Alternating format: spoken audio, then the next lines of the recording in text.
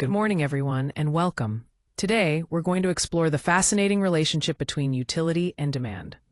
Our focus will be on understanding how utility influences consumer choice and shapes demand, all through the lens of marginal utility theory. As we dive into this topic, you'll gain insights into how consumers make decisions and how these choices impact market behavior. Let's get started. In this module, we'll cover several key objectives to help deepen your understanding of consumer behavior. First, we'll look at how utility concepts are used to describe consumer preferences and decision-making. This provides a foundation for understanding why consumers make certain choices. Then, we'll dive into marginal utility theory, which explains how consumers decide between different goods and services based on the additional satisfaction each provides. Next, we'll explore how changes in prices and incomes affect demand patterns, showing how consumer behavior adapts to economic shifts. We will also examine the paradox of value, which addresses why some goods hold high value despite having low utility, resolving a classic economic puzzle. Finally, we'll review newer approaches that go beyond traditional models to offer enhanced explanations of consumer behavior, integrating recent insights and methods. Together, these topics build a comprehensive roadmap for analyzing consumer decision-making. Here, we focus on how utility relates to our consumption habits. Utility is essentially the satisfaction or happiness we get from using goods and services, but it's important to remember that this feeling can't be measured directly. When we make choices about what to consume, several constraints come into play. Income determines how much we can spend. Time affects how much we can consume or engage with products, and product availability limits what options we actually have. These factors together shape our preferences and wants, but they also set clear boundaries on what consumption is realistically possible. The image here of a cluttered table full of groceries and receipts perfectly illustrates the complexity and variety involved in daily consumption decisions.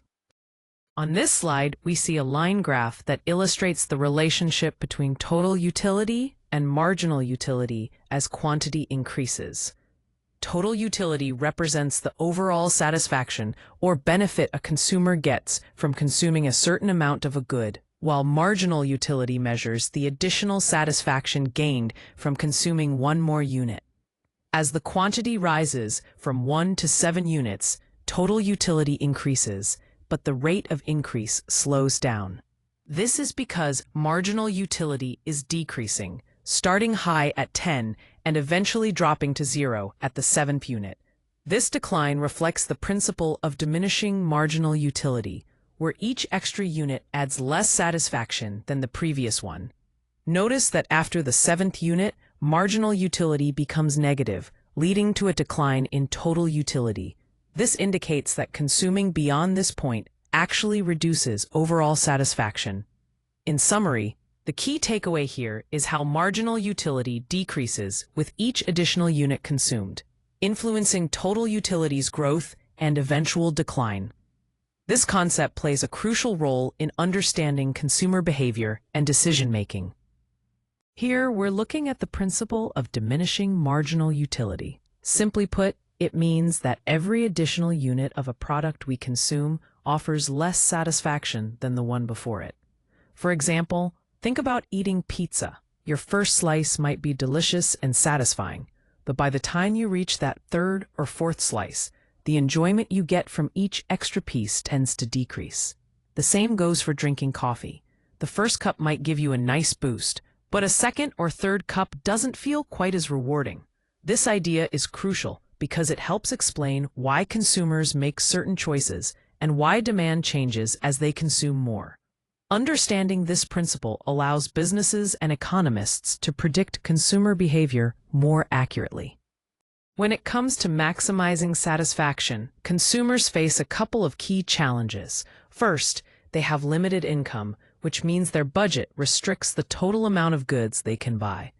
This limitation forces them to make careful decisions about how to allocate their money. Second, consumers use the concept of rational choice. They compare the additional satisfaction or benefit they get from each purchase to decide which options will bring them the most happiness. Essentially, they weigh the value of different purchases to make the best use of their resources. This balance between a fixed budget and rational decision-making is what guides how consumers maximize their overall satisfaction. Here we see a comparison of different goods based on their marginal utility per dollar spent. Marginal utility measures the additional satisfaction or benefit we get from consuming one more unit of a good. In this table, coffee and tea both provide a marginal utility per dollar of 10 utils, meaning every dollar spent on either gives us the same amount of gained utility. Juice, however, only provides 5 utils per dollar, making it less efficient in terms of the satisfaction we get for our money. This concept helps consumers make informed choices by maximizing the utility they receive within their budget constraints. So, when deciding what to buy, looking at marginal utility per dollar is key to getting the most value from every dollar spent. Here we see the demand curve illustrating the relationship between quantity demanded and price. As the price decreases from 20 down to 4, the quantity demanded increases from 1 to 7. This inverse relationship is fundamental in economics, showing that consumers are willing to buy more of a product as it becomes cheaper. The curve highlights how individual choices aggregate to form overall market demand. Understanding this helps us predict how changes in price influence consumer behavior and demand levels. Here we're looking at the predicted effects of a price change on consumer behavior. When the price of a product decreases, it tends to become more attractive relative to other goods. This makes consumers more likely to choose it, boosting its demand. On the other hand, when the price increases, the quantity demanded usually drops because consumers start limiting their spending on that item. They may either buy less of it or switch to alternatives. The image on the right shows snack items with price tags highlighting discounts and promotions, emphasizing how price adjustments can influence purchasing decisions. Here we're looking at the predicted effects of a change in income on consumer behavior. Starting with higher income, when people earn more, their purchasing power increases, allowing them to buy more goods and services. This typically leads to a higher demand for normal goods, as individuals can afford to spend more freely. On the other hand, a lower income means tighter budget constraints.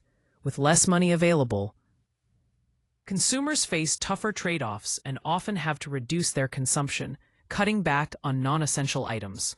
This interplay between income levels and spending behavior is crucial for understanding economic patterns and consumer choices. The image of the potato balanced on a spoon atop a calculator surrounded by money visually represents the delicate balance of managing finances in light of income fluctuations. Here we see the paradox of value, illustrated by comparing water and diamonds. Water, as you know, is absolutely essential for life. Despite this, it generally has a low market price because it is so abundant and widely available. On the other hand, diamonds, while not necessary for survival, command very high prices. This is mainly due to their scarcity and the strong desire people have for them. This contrast highlights how market value doesn't always match up with how essential something is, but rather how rare and sought after it becomes. The image of the colorful glass stones here helps us visualize the idea of precious and common materials side by side. When we talk about consumer choice, it's important to move beyond the traditional idea that people always make perfectly rational decisions. In reality, choices are influenced by a mix of habits, the way options are framed, time constraints, and various psychological factors. These elements add layers of complexity and make the decision-making process much more realistic. For example, habits can create automatic preferences, while framing effects can change how people perceive the same information depending on its presentation. Time pressure can lead to quicker, sometimes less optimal choices, and psychological influences, like emotions or social pressures, play a key role too. Understanding these factors gives us a richer and more accurate picture of how consumers actually behave. To sum up this module, we've explored the concepts of utility and marginal utility and how they shape consumer choices. Understanding these ideas allows us to see clearly how changes in price and income affect demand. We've also addressed the paradox of value, explaining it through scarcity and marginal utility, which helps resolve why some essential goods are priced lower than less essential ones. Additionally, modern approaches have broadened our understanding of consumer behavior, giving us deeper insights into economic decision-making. This summary ties together the fundamental principles that guide how consumers make choices.